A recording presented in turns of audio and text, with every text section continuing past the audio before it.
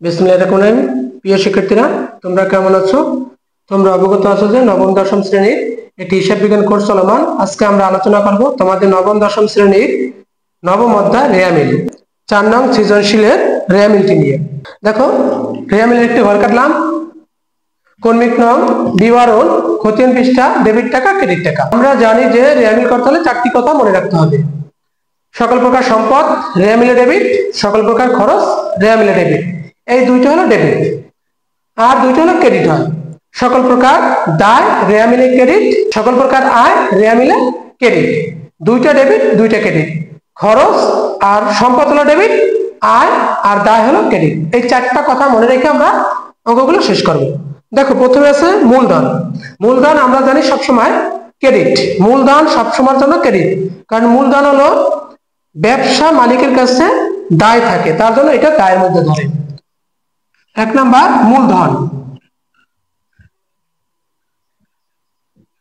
মূলধন আছে 94,000 টাকা। মূলধন আছে 94,000 টাকা ক্রেডিট।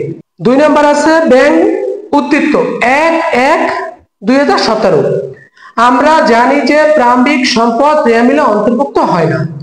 প্রারম্ভিক ব্যাংক জমা, প্রারম্ভিক হাতে নগদ, প্রারম্ভিক দেনাদার রেয়ামিলে অন্তর্ভুক্ত হবে না। প্রারম্ভিক বলতে বোঝায় 1 তারিখ 1 মাস 2017, অথবা একটা সাল থাকবে 1 তারিখ 1 মাস, ওটা বলে প্রারম্ভিক। তো এই জায়গা আছে ব্যাংক জমার উদ্ধৃত, এটা রেয়ামিলে অন্তর্ভুক্ত হবে না। তারপর আছে প্রাপ্য সমূহ। প্রাপ্য সমূহ আছে 12,000 টাকা। প্রাপ্য, সকল প্রকার প্রাপ্য রেয়ামিলে ডেবিট। প্রাপ্য হলো সম্পদ। প্রাপ্য হিসাব, প্রাপ্য সমূহ আছে 22,000 টাকা। 22,000 টাকা রেয়ামিলে ডেবিট। সকল প্রকার প্রাপ্য রেয়ামিলে ডেবিট আমরা মনে রাখতে পারি। সকল প্রকার প্রদায় রেয়ামিলে ক্রেডিট।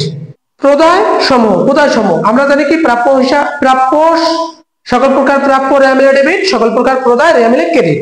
প্রাপ্য হলো সম্পদ আর প্রদায় হলো দায়। প্রদায় সমূহ আছে 15,000 টাকা। প্রদায়, প্রদায় সমূহ, প্রদায় সমূহ আছে ক্রেডিট 15,000 টাকা। সকল প্রকার প্রাপ্য রেয়ামিলে ডেবিট, সকল প্রকার প্রদায় রেয়ামিলে ক্রেডিট। তারপর আছে আয়কর। আয়কর হলো ব্যবসার খরচ, সরকারের কর দেওয়া লাগে।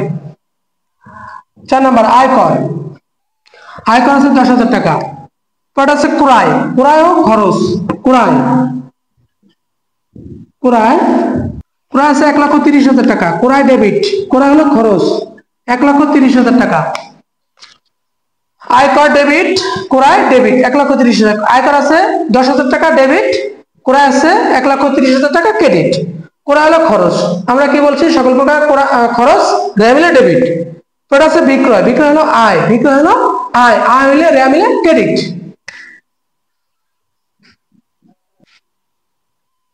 বিক্রয় হলো 1,45,000 টাকা ক্রেডিট। 1,45,000 টাকা ক্রেডিট। বিক্রয় হলো ক্রেডিট 1,45,000 টাকা। বিক্রয় হলো আয়।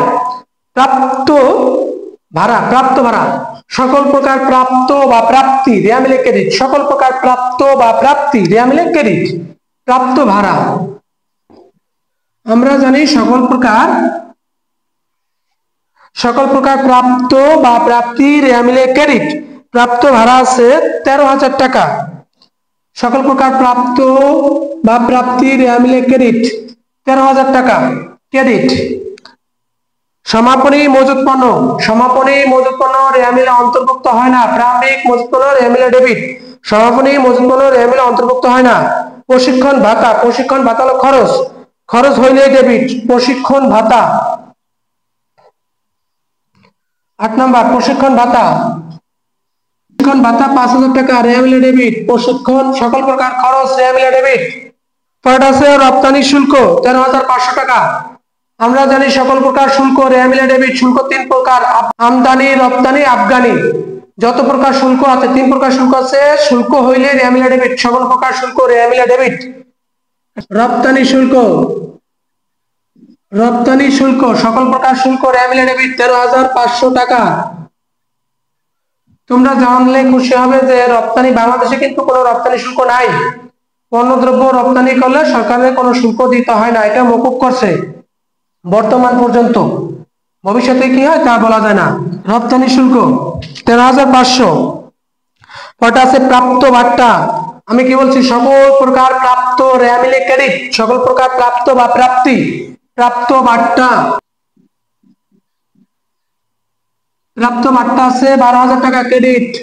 সকল প্রকার প্রাপ্ত রেয়ামিলের ক্রেডিট, সকল প্রকার প্রাপ্ত রেয়ামিল প্রাপ্ত বা প্রাপ্তি রেয়ামিলে ক্রেডিট।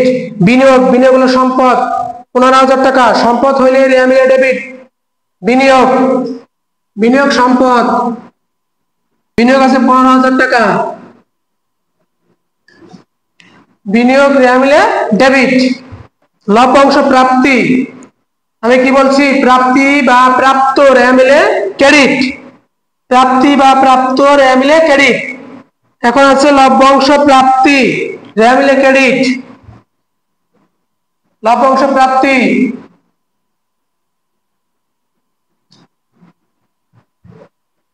লভ্যাংশ আছে 500 টাকা ক্রেডিট, লভ্যাংশ প্রাপ্তি 500 টাকা ক্রেডিট রেয়ামিলে। আসবাবপত্র হলো সম্পদ, সম্পদ হলে রেয়ামিলে ডেবিট। আসবাবপত্র আছে 40,000 টাকা,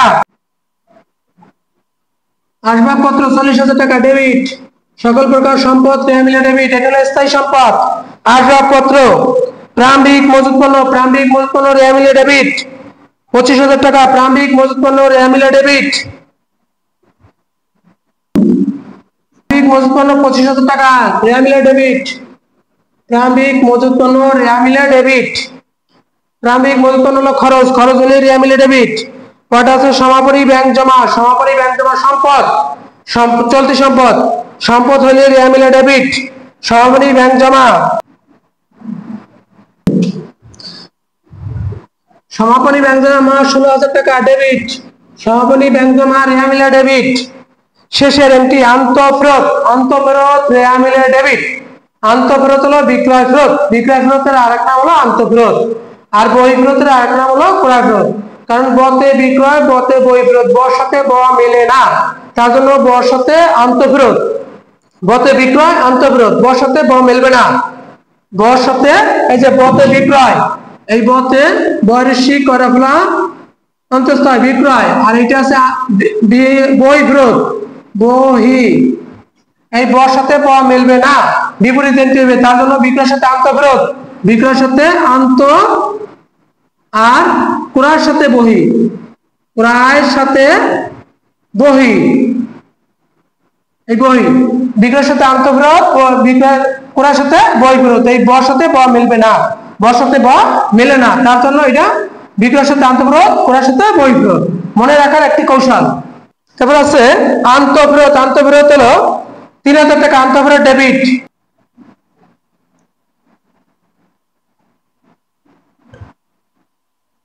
আন্তঃফেরত 3,000 টাকা ডেবিট।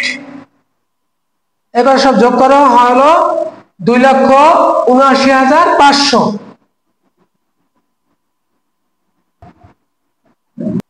এগুলো সব যোগ করি, পাইলাম 2,79,500। এগুলো সব যোগ করলাম, পাইলাম 2,79,500। দুটোটা আমার ডেবিট ক্রেডিট মিলে গেছে। আমরা জানি যে যদি রেয়ামিল শুদ্ধ রেয়ামিল থাকে অবশ্যই এটা ডেবিট ক্রেডিট সমান হবে। দেখো এটি হলো আমরা করলাম 4 নম্বরে, তোমাদের পাঠ্য বইয়ের সৃজনশীলের 4 নম্বরে রেয়ামিল, শুধু রেয়ামিলটা করলাম আমরা। দেখো প্রথমে ছিল মূলধন। মূলধন হলো দায়, ব্যবসা মালিকের কাছে দায়, তারপর এটা মূলধন ক্রেডিট, আর মূলধন সবসময় রেয়ামিলে ক্রেডিট হয়। প্রাপ্য সম হচ্ছে 22,000 টাকা, এটা ডেবিট সম্পদ। প্রাপ্য হলো সম্পদ আর প্রদায় হলো দায়, তার জন্য আমরা মনে রাখতে পারি সকল প্রকার প্রাপ্য রেয়ামিলে ডেবিট, সকল প্রকার প্রদায় রেয়ামিলে ক্রেডিট। প্রাপ্য হলো সম্পদ আর প্রদায় হলো দায়, তার জন্য আমরা মনে রাখতে পারি সকল প্রকার প্রাপ্য রেয়ামিলে ডেবিট, সকল প্রকার প্রদায় রেয়ামিলে ক্রেডিট। প্রাপ্য আছে 22,000 টাকা ডেবিট, 22,000 টাকা রেয়ামিলে ডেবিট। প্রদায় আছে 15,000 টাকা রেয়ামিলে ক্রেডিট। তারপর আছে আয়কর হলো ব্যবসার খরচ, তার জন্য এটা হলো ডেবিট খরচ। ক্রয় হলো ব্যয় হলে রেয়ামিলে ডেবিট, খরচ বা ব্যয় রেয়ামিলে ডেবিট। বিক্রয় হলে আয় 1,45,000 টাকা রেয়ামিলে ক্রেডিট। বিক্রয় আর আয় আর দায় হলো রেয়ামিলে ক্রেডিট, বিক্রয় হলো আয়, তার জন্য রেয়ামিলে ক্রেডিট। প্রাপ্ত ভাড়া, প্রাপ্ত মানে আয়, প্রাপ্ত অর্থ পেয়েছি, আমরা পেয়েছি, তার জন্য আমরা মনে রাখতে পারি প্রাপ্ত বা প্রাপ্তি, এই বানান দুইটা, এই যে প্রাপ্ত বা প্রাপ্তি, আমরা মনে রাখতে পারি সকল প্রকার প্রাপ্ত বা প্রাপ্তি রেয়ামিলে ক্রেডিট, তার জন্য এটা ক্রেডিট হয়েছে 13,000 টাকা। প্রশিক্ষণ ভাতা খরচ, এটা খরচ হলে রেয়া মিলে ডেবিট, আমরা কর্মচারীকে প্রশিক্ষণ দিয়েছি। রপ্তানি শুল্ক 13,500 ডেবিট। আমরা জানি শুল্ক 3 প্রকার, আমদানি শুল্ক, রপ্তানি শুল্ক, আমদানি শুল্ক। সকল প্রকার শুল্ক রেয়া মিলে ডেবিট, তার জন্য রপ্তানি শুল্ক 13,500 ডেবিট। প্রাপ্ত বার্তা, আমি কি বলেছিলাম, সকল প্রকার প্রাপ্ত রেয়া মিলে ক্রেডিট, প্রাপ্ত বা প্রাপ্তি, প্রাপ্ত বা প্রাপ্তি হইলেই ক্রেডিট, ক্রেডিট 12,000 টাকা। বিনিয়োগ, বিনিয়োগ হলো সম্পদ, সম্পদ 15,000 টাকা ডেবিট, রেয়া মিলে ডেবিট। লভ্যাংশ প্রাপ্তি, লভ্যাংশ প্রাপ্তি, প্রাপ্ত বা প্রাপ্তি রেয়া মিলে ক্রেডিট 500 টাকা ক্রেডিট। তারপর আসবাবপত্র, আসবাবপত্র স্থায়ী সম্পদ, সম্পদ হইলে রেয়া মিলে ডেবিট। প্রারম্ভিক মজুত পণ্য, প্রারম্ভিক মজুত পণ্য খরচ রেয়া মিলে ডেবিট। সমাপনী মজুত পণ্য রেয়া মিলে অন্তর্ভুক্ত হবে না, প্রারম্ভিক মজুত পণ্য রেয়া মিলে অন্তর্ভুক্ত হবে, তার জন্য এটা ডেবিট। সমাপনী ব্যাংক জমা, সমাপনী ব্যাংক জমা রেয়া মিলে অন্তর্ভুক্ত হয়, প্রারম্ভিক ব্যাংক জমা রেয়া মিলে অন্তর্ভুক্ত হয় না। সমাপনী ব্যাংক জমা সম্পদ, তার জন্য এটা ডেবিট। আন্তঃফেরত, আন্তঃফেরত ডেবিট, বহিঃফেরত ক্রেডিট। আন্তঃফেরত হলো বিক্রয় ফেরত, বহিঃফেরত হলো ক্রয় ফেরত। এইগুলো সব যোগ করলাম, পাইলাম 1,89,500। এইগুলো সব যোগ করলাম, পাইলাম 1,89,500। আমার ডেবিট আর ক্রেডিট মিলে গিয়েছে। এই হলো আমার 4 নম্বর অঙ্কের রেয়া মিল। আশা করি তোমরা অঙ্কটি বারবার করবে, তাহলে কোনো সমস্যা থাকবে না। তোমরা আমাদের সাথে থাকো, আমাদের ক্লাসগুলোকে বেশি বেশি শেয়ার করো, আমাদের ইউটিউব চ্যানেলটিকে সাবস্ক্রাইব করে রাখো। তোমরা যদি আমাদের সাথে থাকো, আশা করি তোমরা তোমাদের বোর্ড পরীক্ষায় 100% এ প্লাস পাবা।